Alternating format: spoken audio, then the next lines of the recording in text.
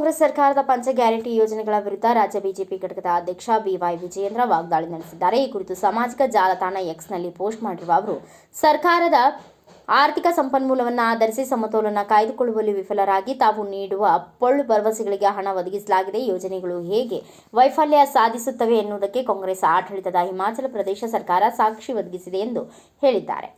ಕರ್ನಾಟಕದಲ್ಲೂ ಪಂಚ ಗ್ಯಾರಂಟಿಗಳನ್ನು ನಿರ್ವಹಿಸುವಲ್ಲಿ ಗೊಂದಲಗಳನ್ನು ಸೃಷ್ಟಿಸಿಕೊಳ್ಳುತ್ತಿರುವ ಕಾಂಗ್ರೆಸ್ ಸರ್ಕಾರ ಶಕ್ತಿ ಯೋಜನೆಯಲ್ಲಿ ಈಗಾಗಲೇ ನಷ್ಟವನ್ನು ಅನುಭವಿಸಿದ್ದು, ಸಾರಿಗೆ ಇಲಾಖೆಯ 4 ನಿಗಮಗಳಿಗೆ ಬಡ್ಡಿ ರಹಿತವಾಗಿ 2,000 ಕೋಟಿ ಸಾಲ ನೀಡಲು ಮುಂದಾಗಿದೆ ಎಂದು ವಾಗ್ದಾಳಿ ನಡೆಸಿದ್ದಾರೆ. ಗೃಹಜ್ಯೋತಿ ಯೋಜನೆಯ ನಷ್ಟವನ್ನು ಸರಿದೂಗಿಸಲು ವಾಣಿಜ್ಯ ಹಾಗೂ ಉತ್ಪಾದಕರ ವಲಯದ ಮೇಲೆ ವಿದ್ಯುತ್ ದರ ಹೆಚ್ಚಿಸಿರುವುದರಿಂದ ಪರಿಣಾಮ ಪರೋಕ್ಷವಾಗಿ ಜನಸಾಮಾನ್ಯರು ಇದರ ಬಿಸಿ ಅನುಭವಿಸುವಂತಾಗಿದೆ. ಗೃಹಲಕ್ಷ್ಮಿ ಯೋಜನೆಗೆ ಹಣ ಹೊಂದಿಸಲಾಗದೆ ಚುನಾವಣಾ ಸಂದರ್ಭದಲ್ಲಿ ಮಾತ್ರ ಉಳಿಸಿಕೊಂಡಿರುವ ಬಾಕಿ ಕಂತುಗಳನ್ನು ಪಾವತಿಸಿ ಯೋಜನೆಯನ್ನ ಮತ ಬ್ಯಾಂಕ್ ಸೃಷ್ಟಿಸಿಕೊಳ್ಳಲು ಮಾತ್ರ ಬಳಸಿಕೊಳ್ಳಲಾಗುತ್ತದೆ ಎಂದು ವಿಜಯೇಂದ್ರ ಕಿಡಿಕಾರಿದ್ದಾರೆ.